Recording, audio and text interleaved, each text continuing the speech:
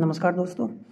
आज का टॉपिक हमारे पास है nuclear spin and hyperfine structure. तो टॉपिक स्टार्ट करने से पहले मैं आपको एक इंट्रोडक्शन दे देता हूं कि हम इस टॉपिक पर पहुंचे कैसे हैं, मतलब क्या चीज़ है। तो देखो, हम 9, 10, 11, 12 से पढ़ते आ रहे हैं। बोर ने हमें बताया था कि जो एटम्स होते हैं they have particular energy levels, है ना, जिसमें इलेक्ट्रॉन्स रिसाइड करते हैं। तो मान लो जैसे ये मेरे पास n=2 एक एनर्जी सेल हो गया। तो हमने बाद में देखा था कि ये जो पर्टिकुलर लेवल है ये क्या होता है, ये फर्दर स्प्लिट होता है ना, मतलब इसकी डिजेनरेसी लिफ्ट हो जाती है। तो ये किसके कारण होता है, ये हमारे पास LS कपलिंग हो गया, JJ कपलिंग वगैरह, और due to relativistic effect, Darwin term वगैरह, ये चीज़ें हमने पढ़ी थी, ठीक है ना।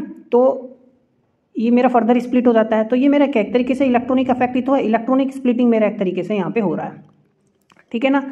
LS कपलिंग वगैरह हम ऑलरेडी डिस्कस कर चुके हैं। तो यदि मैं इस एटम को मैग्नेटिक फील्ड में, देखो यहाँ पे बाहर का मैग्नेटिक फील्ड 0 है, यदि मैं बाहर से एक बार मैग्नेटिक फील्ड क्या कर दूं, अप्लाई कर दूं, यदि तो मैग्नेटिक फील्ड 0 नहीं होगा ना, मतलब कुछ मैग्नेटिक फील्ड होगा, तो ये फर्दर स्प्लिट हो जाते हैं, जिसको हमने जीमन स्प्लिटिंग वगैरह में ऑलरेडी हम पढ़ चुके हैं, ठीक है।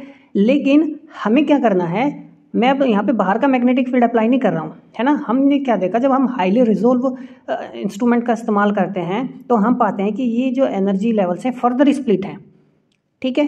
और तो ये फर्दर स्प्लिटिंग किसकी वजह से होती है, ये फर्दर स्प्लिटिंग होती है न्यूक्लियर इफेक्ट की वजह से। अब ये न्यूक्लियर इफेक्ट क्या है, एक्चुअली में न्यूक्लियस जो होता है ना, it is assumed that it spin it's in own axis, वो अपनी खुद के एक्सिस पे क्या करता है, रोटेट करता है। तो जो न्यूक्लियर का स्पिन, न्यूक्लियस का जो स्पिन होता है, ठीक है ना, जिसको हम I से डिनोट करते हैं, ठीक है ना, उसका इंट्रैक्शन होता है किसके साथ, इलेक्ट्रॉन के साथ। समझ में आगे बात। इलेक्ट्रॉन का जो एंगुलर मोमेंटम होता है, टोटल एंगुलर मोमेंटम होता है, हम ऐसे कह सकते हैं, इस न्यूक्लियर स्पिन का इंट्रैक्शन होता है मैग्नेटिक फील्ड के कारण, जो इलेक्ट्रॉनिक मूवमेंट प्रोवाइड करता है। तो इलेक्ट्रॉन और न्यूक्लियस के बीच में जो इंट्रैक्शन होता है ना, उसकी वजह से जो स्प्लिटिंग होती है और हमें स्पेक्ट्रल लाइंस मिलती है, उसको हम बोलते हैं हाइपर फाइन स्ट्रक्चर। यहाँ पे हमने क्या पढ़ा था, फाइन स्ट्रक्चर पढ़ा था, LS कपलिंग वगैरह में पढ़ा था ना, फाइन स्ट्रक्चर, ठीक है ना। और जब फाइन स्ट्रक्चर को हम हाईली रिजोल्व करके देखते हैं तो हमें मिलता है कि तो और ज़्यादा स्पेक्ट्रल लाइन्स हमें मिल रही है, ठीक है ना। तो उसको हम क्या बोल देंगे, हाइपर फाइन स्ट्रक्चर। समझ में आया, कोई दिक्कत है। तो फाइन स्ट्रक्चर हम ऑलरेडी डिस्कस कर चुके हैं, अब हम डिस्कस करेंगे हाइपर फाइन स्ट्रक्चर।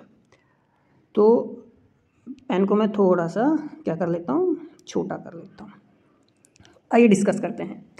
अब देखो, हाइपरफाइन स्ट्रक्चर है क्या, एक्चुअली में स्प्लिटिंग ही तो है स्पेक्ट्रल लाइंस का, नंबर ऑफ कंपोनेंट्स में। समझ में आ गई बात, ठीक है। ये स्प्लिटिंग किसके कारण होती है, न्यूक्लियर इफेक्ट के कारण होती है, ये ध्यान रखना। अब आप सोचेंगे तो छोटी सी बात है, एक्चुअली में छोटी बात नहीं है, क्योंकि एग्जाम में पूछा गया, आप 4 ऑप्शन देगा और आपसे पूछेगा फाइन और हाइपर, आया है इसी SIR में कि फाइन स्ट्रक्चर जो होता है क्या है, न्यूक्लियर इफेक्ट है, इलेक्ट्रॉनिक इफेक्ट है, या both electronic and nuclear effect, क्या चीज़ है ये। समझ में आ गई बात, ठीक है। तो ध्यान रखना, हाइपर फाइन क्या, एक न्यूक्लियर इफेक्ट होता है, और इसको हम कब किस डिवाइस से ऑब्जर्व करते हैं, उसका नाम है इंटरफेरोमीटर, ठीक है ना। इस बात का भी आपको विशेषकर ध्यान रखना है। ऑलरेडी जो मैं भी डिस्कस कर चुका हूँ, जो मैंने अभी बताया, जो हाइपरफाइन स्ट्रक्चर होता है वो is caused by interaction between magnetic field. Magnetic field किसके कारण, जो इलेक्ट्रॉन मूवमेंट के कारण मैग्नेटिक फील्ड होता है ना, उसका इंटरेक्शन होता है किसके साथ, न्यूक्लियर स्पिन के साथ। न्यूक्लियर जो अपनी ओन एक्सिस पे स्पिनिंग कर रहा है ना, तो उसके साथ इसका क्या होता है, इंटरेक्शन होता है, जिसकी वजह से स्पेक्ट्रल लाइंस में स्प्लिटिंग होती है। तो ये कारण है, मेन कारण। समझ में आया, कोई दिक्कत है। न्यूक्लियर स्पिन को हम I से लिखते हैं, ये वेक्टर क्वांटिटी होती है। देखो, ये बहुत बेसिक डेफिनेशन है, सबसे बेसिक डेफिनेशन है। इसको थोड़ा सा जनरलाइज करके हम देखो, और मैंने लिख दिया है आपके लिए। It results from the interaction of the nuclear multipole movements. Nuclear multipole movements, देखो न्यूक्लियर अब स्पिन कर रहा है तो उसके पास क्या होगा, मैग्नेटिक स्पिन मूवमेंट होगा कि नहीं होगा, मैग्नेटिक स्पिन मूवमेंट होगा या नहीं होगा, जब हम एज्यूम कर रहे हैं कि न्यूक्लियस क्या कर रहा है, स्पिनिंग कर रहा है। तो अब यहाँ पे बात ये है, मैंने मल्टीपोल लिखा है, अब हम बेसिकली डाइपोल मूवमेंट को कंसीडर करके ही हम सारी चीज़ें पढ़ रहे हैं। यहाँ पर भी हम डाइपोल का कंसीडर करके ही चीज़ें पढ़ेंगे, पर ये आपको मैंने समझाने के लिए बता दिया। मल्टीपल मूवमेंट्स होता है न्यूक्लियर स्पिनिंग में, ठीक है ना। जैसे हम डाइपोल हो गया, क्वाड्रोपोल हो गया, समझ में आया या नहीं आया। तो हम सिर्फ डाइपोल को कंसीडर करके करेंगे, क्योंकि सिलेबस में उतना ही, उससे बाहर नहीं है।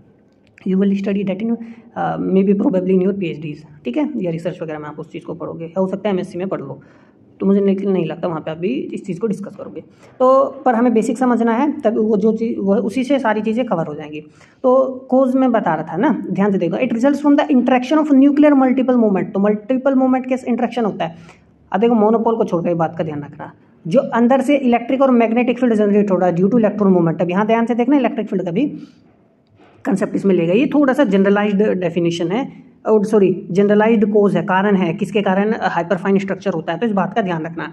तो न्यूक्लियर स्पिन में इंटरेक्शन होता है किसके साथ, इलेक्ट्रिकल मूवमेंट के कारण जो इलेक्ट्रिकल मैग्नेटिक फील्ड प्रोड्यूस होता है उसमें, इन दोनों का जो इंटरेक्शन होता है वही हमें हाइपरफाइन स्ट्रक्चर देता है।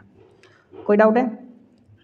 डाउट होना नहीं चाहिए, समझ में आया। अब देखो, हमने इलेक्ट्रिकल मूवमेंट के कारण हमने क्या पढ़ा था, हमें क्या मिलता है, जे मिलता है, टोटल एंगुलर मोमेंटम। अब ये टोटल एंगुलर मोमेंटम हमारे पास क्या होता है, एल प्लस ऐसे, यही तो होता है हमारे पास, ठीक है। अभी जो टोटल एंगुलर मोमेंटम होता है ड्यू ऑफ इलेक्ट्रॉन, ये किसके साथ इंटरेक्ट करता है, न्यूक्लियर स्पिन के साथ इंटरेक्ट करता है। किसके कारण, किसके साथ, न्यूक्लियर स्पिन के साथ इंटरेक्ट करता है। तो हमें इन दोनों एंगुलर मोमेंटम से, अब ये न्यूक्लियर स्पिन ही न्यूक्लियर एंगुलर मोमेंटम है, समझ में आया, न्यूक्लियर स्पिन एंगुलर मोमेंटम है।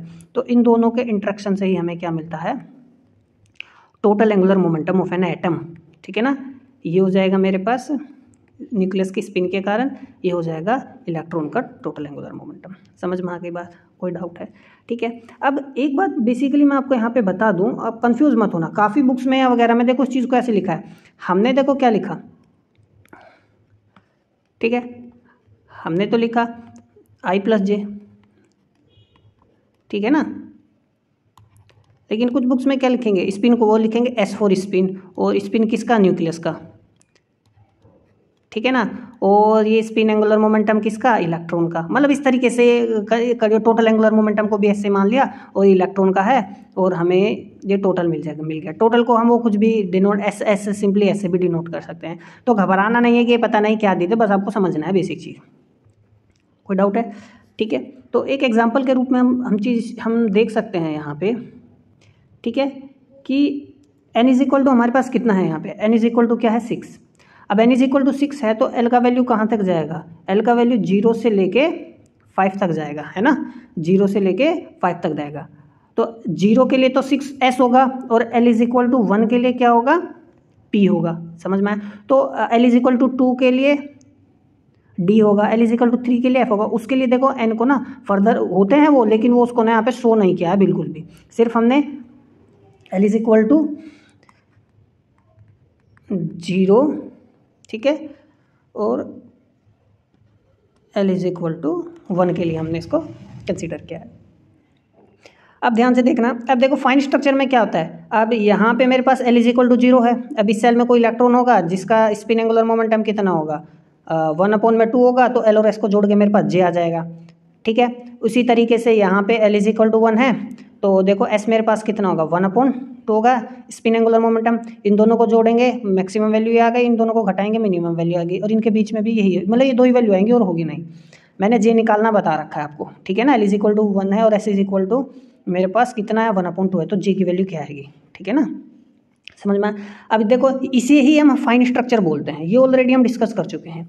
अब जब ये फर्दर स्प्लिट होता है, क्या होता है, फर्दर स्प्लिट होता है, उसे ही हम क्या बोलते हैं, हाइपर फाइन स्ट्रक्चर बोलते हैं। कोई डाउट है यहाँ पे? ठीक है। अब आप ध्यान से देखने वाली बात है, देखो जे का वैल्यू यहाँ पे कितना है, 3/2, और एफ का वैल्यू यहाँ पे कितना आ रहा है, 2, 3, 4, 5, ठीक है। तो मेरे पास यहाँ पे आई है, देखो एक्चुअली में आई इस केस के लिए मेरे पास कितना है, आई मेरे पास है 7/2, ठीक है। कितना है, 7/2। तो मेरे पास f कितना आ गया, 7/2, j कितना है, 3/2।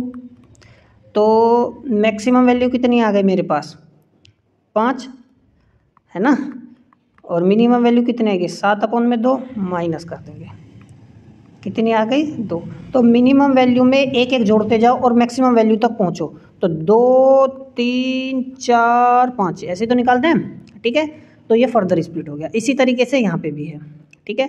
तो इस केस के लिए आई का वैल्यू 7/2 है, इस पर्टिकुलर केस के लिए। ये एक एग्जाम्पल मैंने आपको यहाँ पे समझा दिया। अब आगे हम अपना डिस्कस करते हैं, ठीक है।